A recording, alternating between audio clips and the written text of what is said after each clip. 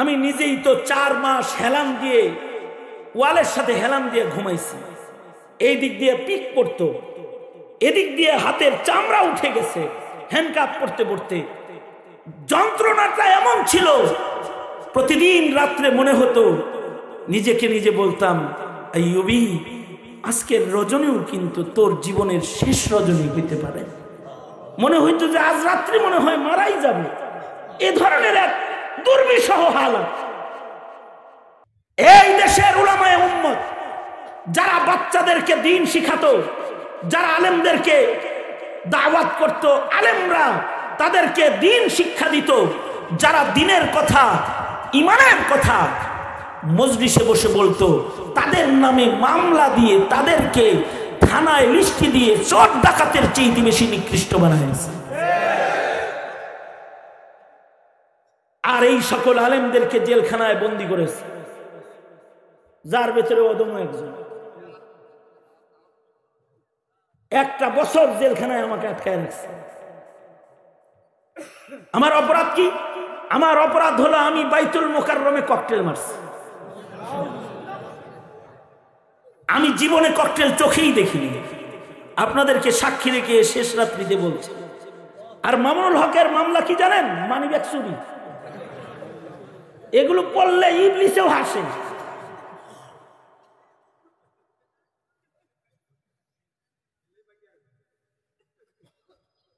এই আলেমদেরকে জেলখানায় এত অত্যাচার করেছে, আমাদের বাচ্চাগুলার হাত পা দেখলে আপনি আপনার কলিজা ফাইটা রক্ত বের হবে যে প্লাস দিয়ে নখ টেনে তুলে ফেলেছে।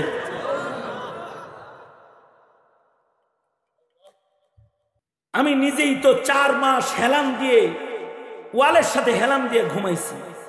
এই দিক দিয়ে পিক পড়তো, এদিক দিয়ে হাতের চামড়া উঠে গেছে হ্যান্ডকাপ পড়তে পড়তে। যন্ত্রণাটা এমন ছিল, প্রতিদিন রাত্রে মনে হতো, নিজেকে নিজে বলতাম, আইয়ুবী, আজকের রজনীও কিন্তু তোর জীবনের শেষ রজনী হইতে পারে। মনে হইতো যে আজ রাত্রি মনে হয় মারাই যাবে। এ ধরনের এক দুর্বিষহ হালাত এদেশের আলেমদের। আর যারা নর্তকী, যারা তাদের দেহ প্রদর্শন করে আমার যুবকদের চরিত্রের উপরে দাগ কালিমা লেপন করে, তারা এমপি মন্ত্রী হয়েছে এদেশে। বিনিময়ে আমার দেশের মুসলমান দিন শূন্য হয়েছে। এরা কালেমা পড়তে পারে না, এরা আজান দিতে পারে না। আমার এক বন্ধু এক জানাজায় গেছে, মুফতি এনায়েত জানাজায় গেছে। পরে জানাজা শেষ হয়েছে, কেবল জানাজা পড়ার জন্য মাইয়িতের ছেলে নাতি বিদেশ থেকে আসছে। নাতি তার বাবাকে বলতেছে, আব্বু, এখন কি দাদুর লাশ আগুন দিয়ে পোড়াবা? নাউজুবিল্লাহ বলেন, জোরে করে বলেন নাউজুবিল্লাহ। কে বলতেছে এই কথাটা?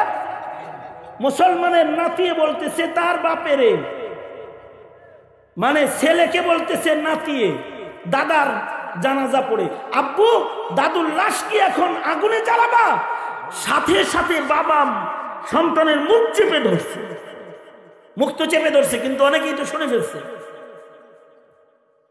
আমার বন্ধু কান্দে আর কয়, মুসলিম সমাজের ধর্মীয় শিক্ষার গুড়া বিজাতিরা এমন ভাবে কাটছে যে একটা মুসলমান বাচ্চাও জানে না মৃত্যুর পরে ওর দাদার সাথে আচরণটা আসলে কি হবে, পরিবারের পক্ষ থেকে কি আচরণ, আল্লাহর পক্ষ থেকে কি আচরণ কবরে, তা জানে না।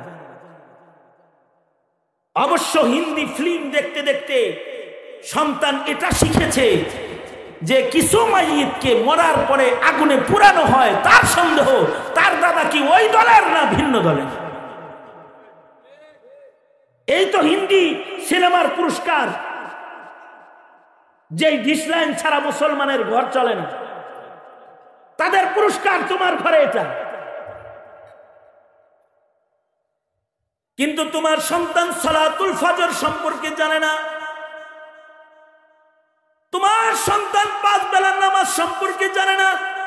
রজব মাস সরওয়ারে দু আলাম 50 ওয়াক্ত নামাজ আকাশ থেকে নিয়ে এসেছেন, তার ভেতরে গুরুত্বপূর্ণ হলো সালাতুল ফজর। ফজরের সময় কেউ ঘুমাবে, এটা আল্লাহ পছন্দ করেন না। ফজর হলো নামাজের সর্দার নামাজ।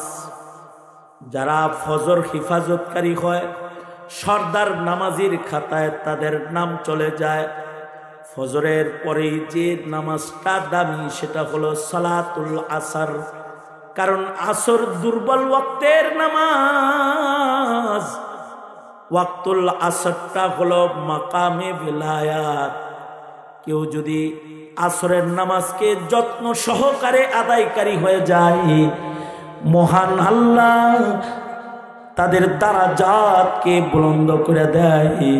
কারণ আসরের নামাজ দিয়া ওলায়াতের মাকাম বন্টন হয়। এ কারণে খাজা কুতবুদ্দিন বখতিয়ার কাকি উনি মৃত্যুর আগে ওসিয়ত করলেন, এই আমার মুরিদানেরা, আমার জানাজা একটা অলি বুজুর্গ দিয়া পড়াইবা। খলিফারা বলে অলির নাম কি? কুতবুদ্দিন বলে অলির নাম বলি না, অলির 4টা গুণ বলা যায়। এই 4 গুণ যার ভিতরে পাইবা তাকে দিয়া আমার জানাজা পড়াইবা। 4 গুণের মানুষ না পাইলে বিনা জানাজায় লাশ দাফন করে দিবা। 1 নাম্বার গুণ, যার জীবনে কোনোদিন তাকবীরে উলা ছাড়ে নাই, বালেগ হওয়ার পর থেকে আমার জানাজা পর্যন্ত যে তাকবীরে উলার নামাজ পড়েছে তাকে দিয়ে আমার জানাজা পড়াইবা। 2 নাম্বার গুণ, যার জীবনে কোনোদিন তাহাজ্জুদের নামাজ কাজা করে নাই তাকে দিয়ে আমার জানাজার নামাজ পড়াইবা। আমাদের বাপ দাদারা 40 বছর তাকবীরে উলার হিফাজত করেছে। সাঈদ ইবনে মুসাইয়্যিব রাহমাতুল্লাহি আলাইহি সুদীর্ঘ 40 বছর লাগাতার আজান হওয়ার আগে মসজিদে প্রবেশ করেছে। ওনাকে জিজ্ঞেস করা হয়েছে, আজানের আগে মসজিদে ঢুকেন কেন? উনি কান দেয়ার কয়, হাসরে যদি আল্লাহ মামলা দিয়ে কয় আমার ঘরে তোরে ডাইকে আনতে হতো কেন, আজানের পরে কেন আসলি? আমি আল্লাহর আদালতে কি জবাব দেব? আর ইমামে আজম আবু হানিফা রাহমাতুল্লাহ আলাইহি, হানাফি মাযহাবের ইমাম, ইমামুনা ইমামুদ দুনিয়া, ইমামে আজম আবু হানিফা রাহমাতুল্লাহ আলাইহি 40 বছর এশা রুজু দিয়া ফজরের নামাজ পড়েছেন। তার মানে 40 বছরের ভেতরে তাহাজ্জুদ কাজা নাই। কুতবুদ্দিন বখতিয়ার কাকি বলে, আমার জানাজা তাকে দিয়া পড়াইবা যার তাকবীরে উলা কাজা নাই, যার জীবনে তাহাজ্জুদ কাজা নাই, যার জীবনে চোখের গুনাহ করে নাই, অর্থাৎ চোখ দিয়া পরনারী দেখে চোখের গুনাহ করে নাই, গুনার ধান্দা কল্পনা হৃদয়ে আঁকে নাই, তাকে দিয়া আমার জানাজার নামাজ পড়াইবা। 4 নাম্বার, তাকে আমার জানাজার ইমাম বানাইবা। যে আসরের নামাজ ফরজ নামাজ তো পড়েছে, সাথে সাথে তার জীবনে আসরের পূর্বের 4 রাকাত সুন্নত জীবনে কোনোদিন কাজা করে নাই, এমন মানুষ দিয়া আমার জানাজার নামাজ পড়াইবা। যখন শর্তগুলা পেশ করেছে, লক্ষ জনতা কুতবুদ্দিনের জানাজায় মাথা নিচের দিকে দাঁড়ায় কাঁদতেছে আর শর্মিন্দা হয়ে চোখের পানি ফেলতেছে। কিন্তু একটা লোক, যিনি একজন রাজনীতিবিদ, সুলতান শামসুদ্দিন আলতামাস রহমাতুল্লাহি আলাইহি, যিনি দিল্লির বাদশাহ ছিলেন, তিনি জানাজার নামাজ পড়ানোর জন্য সামনে আগায়া কুতবুদ্দিনের কপালে চুমা দিয়া কয়, নিজের বুজুর্গি দিয়া জান্নাতে যাও, আর আমার আমল ফাঁস করে কেন যাও? সারা জীবন আমল গোপন করেছি, আজকে তোমার জানাজা পড়াইতে যায় ফাঁস করে দিলাম। দোহায় লাগে ময়দানে মাহশরে আবার একা একা জান্নাতে যাও না। একজন রাজনীতিবিদ, দিল্লির বাদশাহ, আর তুমি রাজনীতি করতে যাও, ফরজ নামাজ, জুমার নামাজ পড়ার টাইম পাও না। মিছিল আছে, জুমা পড়া যাবে না।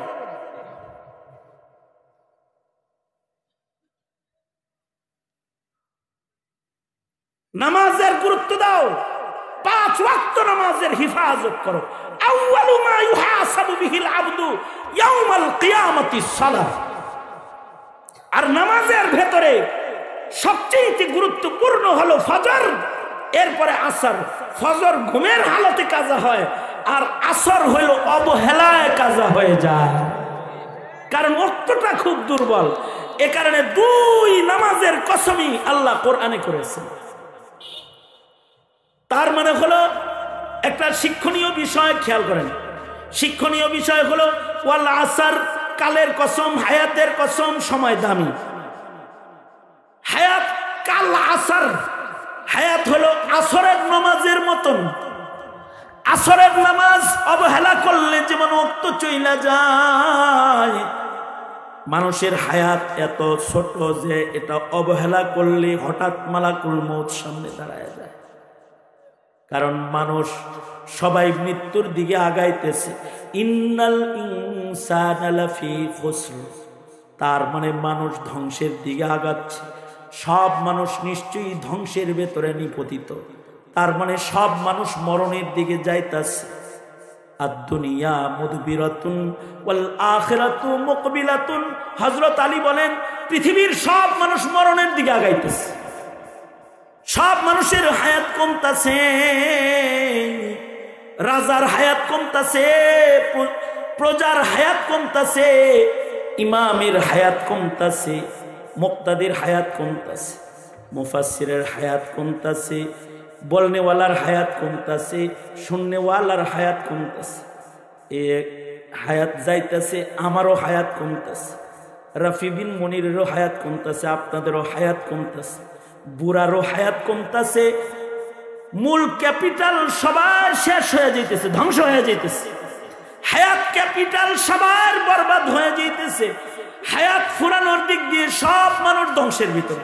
কিন্তু ইল্লাল্লাযীনা আমানু, যারা ইমানদার তাদের হায়াত কমে না। ওয়া আমিলুস সালিহাত, যারা নেক কাজ করে তাদের হায়াত কমে না। ওয়া তাওয়াসাউ বিল হক, যারা সত্য বলনেওয়ালা হয়, হকের পথে আহ্বানকারী হয়, তাদের হায়াত কমে না। যারা সবরওয়ালা হয়, তাওয়াসি ইলাল হক করনেওয়ালা হয়, তাদের হায়াত কমে না। কারণ এই 4টা গুণ যার ভেতরে আছে, তার কাছে যখন মরণটা হাজির হয়ে যায়, সেই দুনিয়ার নকল হায়াত থেকে মরণ দরজা দিয়া আল্লাহর জান্নাতের হায়াতের ভেতরে ঢুকে যায়। যাদের ভেতরে 4 গুণ আছে, দাঁড়াও, যাদের ভেতরে 4 গুণ আছে তাদের মরণ নাই। এ কারণে ইমানদারের মরণ নাই। প্রশ্ন হলো, আমি কি ইমানদার না বেঈমান? এইটা নিজেকে জিজ্ঞাসা করা দরকার। কারণ ইমান এত সস্তা জিনিস না যে জন্মাইলেই ইমানদার হওয়া যায়। জন্মসূত্রে বহু ইমানদার আছে যারা বেঈমান হয়ে কবরে যায়, ঠিক কিনা? জোরে আওয়াজ করে বলেন। এই 90% মুসলমানের মাটিতে বহুত ইমানদার আছে যারা বেঈমান হয়ে কবরে যায়। কারণ কি? কারণ হলো তাদের আকীদা নষ্ট। 22 দিন রিমান্ড ছিল আমার, 22 দিন। 22 দিনের রিমান্ডে কিছু ইমানদারের সাথেও দেখা হয়েছে, কিছু বেঈমানের সাথেও দেখা হয়েছে। ইমানদার যে পুলিশগুলো আছে, এরা হকি স্টিক লয়ে ঢুকতো, লাঠি লুটি লয়ে ঢুকছে, ঢুইকা দরজাটা লাগাইয়া দিয়া ওইগুলা দূরে রাইখা জড়ায়া ধরে কান্দা কয়, হুজুর হাত পা বান্ধা, মাফ করে দিয়েন, রিমান্ড করতে আসি নাই, দরজা বন্ধ করছি, নায়েবে নবী আপনার পাও ধরে মাফ চাইবেন নাই। এর হলো ইমান আছে। আর আরেক প্রকারের পুলিশ হইল, আসছে আইসা ভিডিওটা ছাড়ছে, আমার বয়ানটা ছাড়ছে, সেটা কয় এত গরম হয়েছিল কি হুজুর? কয় টাকা পাইছ? বিয়াদ মৌলবীরা টাকার লেগে কথা কয়? তোর মতো টাকার কেনা গোলাম এগুলো? তুই তো সরকারের বেতন পায়া গোলামি করে গুলি করে মানুষ হত্যা করে তুই পথ কিনে নিস। এগুলো কি তাই? এত গরম কথা কইছে, কত টাকা পাইছেন? যাই হোক, এক পর্যায়ে বলতে বলতে বলে কি, আচ্ছা নাউজুবিল্লাহটা ভালো করে কইতে পারবেন, একটু খেয়াল করে শুনলে। আচ্ছা, কাদিয়ানীদের সাথে একটু মিলমিশ করে চলা যায় না?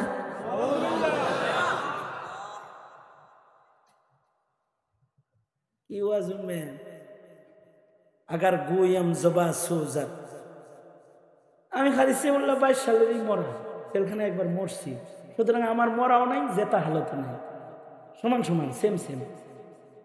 এখানে আমি বলতে সমস্যা নেই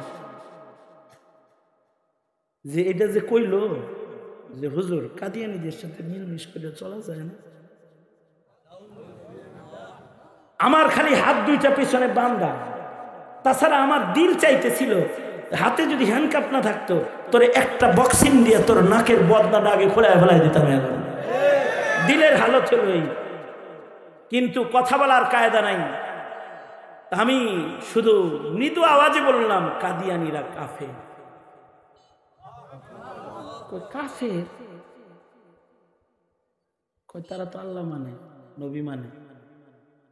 আল্লাহ মানে, নবী মানে, কিন্তু শেষ নবী মানে না। মনে মনে কইতাছি, আরে পাঠার ঘরের পাঠা, তোরে যে এই 16 কোটি মুসলমানের দেশে কে যে তোকে বিসিএস ক্যাডার হিসেবে মুসলমানের দেশে পুলিশ চাকরি দিছে, যে তুই কাদিয়ানী কাফের এইটা জানোস না? তুই তো শাহজালালের মাটির পুলিশ হওয়া দূরের কথা, এই মাটির একটা সুইপার হওয়ার যোগ্যতা তোর নাই। এই দেশের মুসলমানের ট্যাক্সের টাকায় তোর বেতন হয়, আর তুই জানোস না কাদিয়ানী কাফের? আমার প্রশ্ন হলো, যদি বিসিএস ক্যাডার না জানে কাদিয়ানী কাফের, তোমার ছেলে আর তোমার মেয়ে জেনে বয়ে রইছে, এটা হলো মিছা কথা। কারণ তোমার শিক্ষা সিলেবাস এতটাই দুর্বল, তোমার এই শিক্ষা সিলেবাস দিয়ে আল্লাহ চেনানোর কায়দাও নাই, নবী চেনানোর কায়দাও নাই, ধর্ম চেনানোর কায়দা নাই, তবে মুজিব চেনানোর কায়দা আছে, নেতা চেনানোর কায়দা আছে, নবী চেনানোর কায়দা নেই। সমকামিতা চেনানোর কায়দা আছে, ট্রান্সজেন্ডার বোঝানোর কায়দা আছে, আল্লাহ সম্পর্কে অবিশ্বাস জন্ম দেওয়ার কায়দা আছে। কারণ এখানে ডারউইনের ভ্রান্ত মতবাদ তোমার সন্তানকে পড়ানো হচ্ছে। আওয়াজ করে জোরে বলেন, ঠিক না ঠিক? জোরে আওয়াজ করে বলেন। এটাই যদি হয় মুসলমানের শিক্ষা সিলেবাস, এই যুব সমাজ প্রজন্ম, তোমরা যারা রাজনীতি করো, আমি আজ মারা গেলে কালকে লাশ, কিন্তু আমার এই প্রশ্নটা তোমার কাছে আমি ছড়ে দিয়ে গেলাম, সেটা হলো, তুমি কি কখনো তোমার রাজনীতি, তোমার পদক্ষেপ, তোমার কথোপকথন অথবা তোমার সাহসী ভূমিকার মাধ্যমে চেষ্টা করেছো তোমার ভাই তোমার বোনের ঈমান রক্ষা করার? যদি না করে থাকো, তুমি আসামি হিসেবে আসো, ঈমানদার হিসেবে থাকো না। এখনো বক্তব্য খুব সোজা সাপটা বক্তব্য। সুতরাং এবার তুমি ফয়সালা গ্রহণ করো, তুমি কি তোমার দেশের মুসলমানের ঈমান সহ কবরে দিবা, নাকি কাদিয়ানি বানায় কবরে দিবা? যদি কাদিয়ানি বানায় কবরে দিতে চাও, তাহলে তুমি মুখে কুলুপ দিয়ে বসে থাকো, কোনো কথা বলার দরকার নাই। আর যদি তুমি চাও যে তোমার সন্তান মুমিন হয়ে কবরে যাবে, তাহলে বলিষ্ঠ আওয়াজে বলবে, কাদিয়ানিরা কাফের, রাষ্ট্রীয়ভাবে স্বীকৃতি চাই, দিতে হবে, নয়তো দেশে দাবানল চলবে। এটা জানাই দিবা তুমি।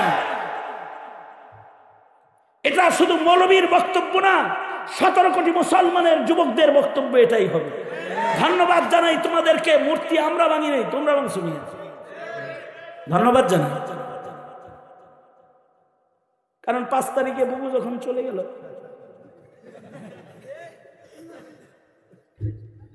কয় তারিখে গেছে বুবু? 5 তারিখে চলে গেছে।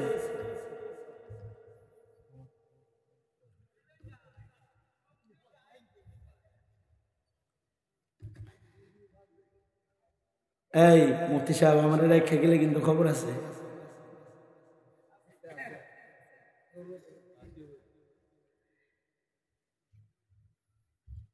কয় তারিখে গেছে? জাস্ট 5 মিনিট একটু কথা শুনে, খেয়াল করে শুনে। 5 তারিখে গেল না, 6 তারিখ সন্ধ্যার আগে সব মূর্তি শুয়ে পড়ছে। কি কথা কন না কেন? আওয়াজ করে বলেন না কেন? জোরে বলেন না কেন? ভাস্কর্য আছে দিল্লি না ঢাকা? ঢাকা ঢাকা। এইবার আমার প্রশ্ন, বুঝে শুনে উত্তর দাও। সেটা হলো এই 24 ঘন্টার ভিতরে যে সব মূর্তি শুইল, এর ফাঁকে আর একটা কথা শুনো। কোথায় কথা আসে, কান টানলে মাথা আসে, ঠিক আছে? কোথায় কথা আসে, কান টানলে কি আসে? মাথা আসে। এই কয়েকদিন আগে গেছিলাম গোপালগঞ্জে মাহফিলে, কিছুদিন আগে। গোপালগঞ্জের সদর গেটে শেখ মুজিবুর রহমান দাঁড়ানো আছে, উনি সালাম দেয় ঢুকলে। কিন্তু আফসোসের কথা হইল, সেদিন গেলাম দেখলাম যে শেখ সাহেবের মাথা নাই। আমি বুঝাইতে পারিনি মনে হয়। হ্যাঁ কি? হ্যাঁ, আমার কথা হলো এই মাথা কে বানছে? এই মাথা কি গর্ডানো মাদ্রাসার হুজুররা বানছে? অথবা দেশের সব মূর্তিগুলো এগুলো কে ভাঙছে? মহিবুল্লাহ বাবনগরী ভাঙছে? মামুনুল হক 2-4টা ভাঙ্গে তো বুড়িগঙ্গায় ফালাইছে। কথা কন না কে? ফালাইছে, একটাও ভাঙছে? ফয়জুল করিম সাহেব উনি কয়েকটা ভাঙছে, খালিদ সেউল্লাহ ইউবি 2-3টা ভাঙছে নাকি? হ্যাঁ, রফি বিন মুনির, এদেশের আলেমরা কেউ ভাঙছে? কোন ছাত্র ভাঙছে? ভাঙ্গে নাই ছাত্ররা, ভাঙ্গে নাই আলেমরা, ভাঙ্গে নাই ইমাম মুয়াজ্জিন। তবে বুবু, এটা হিন্দুর দেশ না, এদেশে কালিমাওয়ালা ইব্রাহিমের সন্তানরা আছে, তারাই যথেষ্ট দেশ ভাস্কর্য মুক্ত করার জন্য, তারাই যথেষ্ট। এই চিত্র যারা দেশ চালাবা তাদের দেখতে কই, হাসিনার মতো তোমরা এরকম কি করো না। এদেশের মুসলমানদের ইমানি বুঝ দেখার চেষ্টা করো, বুঝার চেষ্টা করো, এরা কি চায় বুঝতে চেষ্টা করো। এরা নিজের সন্তানকে হিন্দু আর বেঈমান বানাতে চায় না, তারা তাদের সন্তানকে ইমানদার বানাইতে চায়। বুঝার চেষ্টা করো, এটা ইমানদার বানাইতে চায়। কারণ আমরা কেউ চাই না আমাদের সন্তান বেঈমান হয়ে কবরে চান। কেউ চান? একজনও আছেন। এবং আমরা চাই না আমাদের সন্তানের আমল নষ্ট হোক। কি ইমান আমল যে ঠিক করব, লোক লাগবো না? কাদেরকে লাগবে? তাওয়াসি ইলাল হক, তবলিগ লাগবে। এই তবলিগটা ছিল মসজিদে হেলমেট বাহিনী ঢুকায়, এখানেও 2 দল। এই মাসাইল শিখাইতে আলেম লাগবে কি লাগবে না? জোরে আওয়াজ করে বলেন। মৌলবীর দরকার আছে নাই? এই মৌলবীদেরকে হয়রানি করার চক্রান্ত করা। সবার মামলা শেষ হয়ে গেল। ডক্টর ইউনূস সাহেব সবার মামলা শেষ করে দিল। এখনো পর্যন্ত আলেমদের মামলাগুলা শেষ করলেন না। এগুলো শেষ করেন। আলেমরা এ জাতির জানাজা পড়ায়, এ জাতির বিয়া পড়ায়। এই মুসলিম দেশে আলেমরা সন্তানদের নাম রাখে, পয়লা খানাটা চিবয়া খাওয়ায়। এত সস্তা না এদেশের দিল থেকে, মুসলমানের দিল থেকে আলেমদেরকে সরাইয়া দেওয়া। আপনারা মামুনুল হকের নামে একটা রিসোর্ট কাহিনী বানায় এদেশের সব আলেম থেকে আপনারা জাতিকে সরাইয়া দিবেন। এটা এত তুরির কারবার না, তুরির কারবার না, ঠিক কিনা? জোরে আওয়াজ করে বলেন। সুতরাং আলেম আছে যেখানে, জোরে আওয়াজ করে বলেন, আলেম আছে যেখানে, আলেম নাই যেখানে। আমি তোমাদেরকে কিছু আঞ্চলিক কর্মসূচি দিয়ে যাই। সেটা হলো তোমরা ঘরে ঘরে লিখে দাও কাদিয়ানিরা কাফের। বই পড়াইতে হবে না, তোমরা তোমাদের স্লোগানে কাদিয়ানি চিনায় দাও। তোমাদেরকে বলে যাই, তোমরা ঘরে ঘরে আওয়াজ তুলে দাও নাস্তিক মুরতাদের ফাঁসি চাই। তোমার স্লোগান দিয়ে চিনায়া দাও আমার দেশে, মুসলমানের দেশে নবীর দুশ্মন দেখতে চাই না, আমরা দেখতে চাই না, স্লোগানে জানায়া দাও। ঠিক কিনা? জোরে আওয়াজ করে বলো। ধানের শীষ আর নৌকার স্লোগান যদি দিতে পারো, নবীর স্লোগান কেন দিবা না? তোমার নবীকে চিনাও। শুক্রবারে বাতাসে কিনে নিয়ে যাবে, বাতাস আছে না, এই এতটুকু এগুলো বাচ্চাদেরকে খাওয়াবি আর বলবি কাফের কাফের কাফের বল নে বাতাসে। আর যদি পারো বাড়ির সামনে একটা গেট করবা, গেটে লিখে দিবা কাদিয়ানিরা কাফের। পাকা একটা গেট করবা, গেটের উপরে লিখে দিবা কাদিয়ানি কাফের। এই যারা যারা বাপের জমিনে বাড়ি করবি ভবিষ্যতে, কাদিয়ানি কাফের লিখবি তো? লিখবি তো? কি জন্য লিখবি? লেখবা কি জন্য বলো? লেখবা হলো তোমার সন্তানরে এত লেখাপড়া করাইয়া কাদিয়ানি চেনানোর টাইম নাই তোমার। ডাইরেক্ট সোজা সাপটা কাফের, ঠিক না? তাহলে একজন দাঁড়াও, স্লোগান দাও এখন, কাফের কাফের।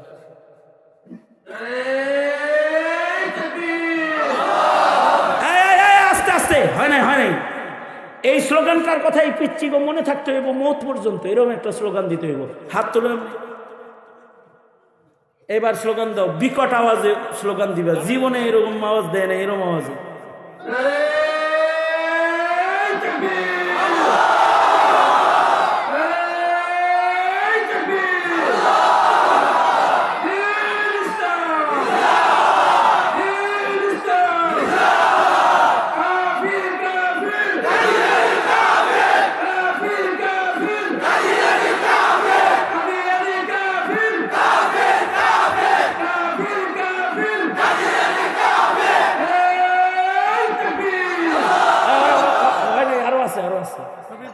নবীর পরে নবী নাই, সংসদে আইন চাই। তারপরে শুনেন শুনেন, আপনি বলবেন নবীর পরে নবী নাই, হেরা করবো সংসদে আইন চাই। তারপরে আপনি বলবেন ফাঁসি ফাঁসি ফাঁসি চাই। ওরা বলবে আরে না, নাস্তিক মোরতাদের ফাঁসি চাই। হ্যাঁ, নবীর পরে নবী নাই, সংসদে আইন চাই। নবীর পরে নবী নাই, সংসদে আইন চাই। সংসদে আইন চাই। নবীর পরে নবী নাই, সংসদে আইন চাই। নবীর পরে নবী নাই, ফাঁসি ফাঁসি ফাঁসি চাই। ফাঁসি চাই, ফাঁসি ফাঁসি ফাঁসি চাই। ফাঁসি চাই, নাস্তিক মোরতাদের ফাঁসি চাই। ফাঁসি ফাঁসি ফাঁসি চাই, নাস্তিক মোরতাদের ফাঁসি চাই। ফাঁসি ফাঁসি ফাঁসি চাই। এই তাকবীর! এই পিচ্চি পাচ্ছি আন্ডা বাচ্চা যেটি আসোস, শিখি আদলি পাঁচ শিখা মনে থাকবো তো? মনে থাকবো তো? আল্লাহ কয়জন? জোরে বলো। সকল ক্ষমতা কার? জনগণ। জনগণ। ইবাদত কার? ধর্ম কার? যার যার। ধর্ম কার? ধর্ম কার? ইবাদত কার? কিতাব কি? কোরআন। কিতাব কি? নবী কে? মুহাম্মাদুর রাসূলুল্লাহ সাল্লাল্লাহু আলাইহি ওয়াসাল্লাম। শেষ নবী কে? নবীর পরে যারাই নবী দাবি করবে তারা কি? জোরে বলেন, আরো জোরে। জোর হলো না? এইভাবে ঈমান শিখায় দাও। কবরের আযাব আছে না নাই? কবরের আযাব আছে না নাই? হাসর আছে না নাই? সোয়াল জব মিজান পুলসিরাত আছে না নাই? বাস এভাবে শিখায় দাও। এইটাও একটা তালিম। তাহলে ঈমান বাঁচবে, যাদের ঈমান বাঁচবে তারা মরবে না, যাদের আমল বাঁচবে তারা মরবে না। ঠিক কিনা জোরে বলেন। সত্য বলতে গিয়ে মুগ্ধর মতো মুগ্ধ ছড়ায় মরে যাবে, মরবে না, মানুষের মুখে মুখে থাকবে। সত্য বলতে যায় আবু সাইদের মতো ফুকটান করে গুলি খাবে, মরবে না। আবু সাইদ সরণি হবে, আবু সাইদ গেট হবে, আবু সাইদ স্কুল হবে, আবু সাইদ কলেজ হবে, আবু সাইদ চত্বর হবে, বেঁচে রবে, অমর হয়ে রবে। তার ধ্বংস নাই। যারা সত্য বলে মরে যায় ওরা অমর হয়ে যায়। জোরে বলো ঠিক না বেঠিক? মনে থাকবে তো? সবাই ইস্তিগফার, আস্তাগফিরুল্লাহ রাব্বি মিন কুল্লি যামবি ওয়া আতুবু ইলাইহি লা হাওলা ওয়ালা কুওয়াতা ইল্লা বিল্লাহিল আলিয়্যিল আযীম। আস্তাগফিরুল্লাহাল্লাযী লা ইলাহা ইল্লা হুয়াল হাইয়ুল কাইয়্যুম ওয়া আতুবু ইলাইহি। খাদিমুল কোরআন পরিষদের এই তাফসীর মাহফিল, এটাকে প্রতি বছর সফল করবেন ইনশাআল্লাহ।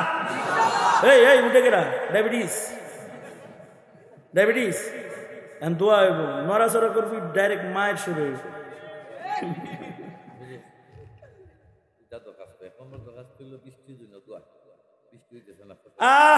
আল্লাহ মেঘ দেন,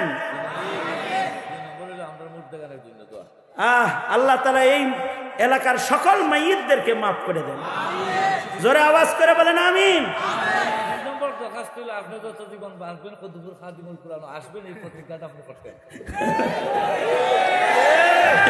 দেখছেন সভাপতি চালাকিটা কি করছে? আল্লাহ কবুল করে। শোনেন, আমি তো ওই যে রফি বিন মনির সাহেব সিলেটে আমার যেমনে চালায় আমি হেমনে চলি। শালা তো ছোট ভাই, এর কথাই চলতে হয়, দুলাভাইয়ের কোনো গতি নাই। একটা তারিখ দিয়ে দিব না ইনশাআল্লাহ, ইনশাআল্লাহ রফি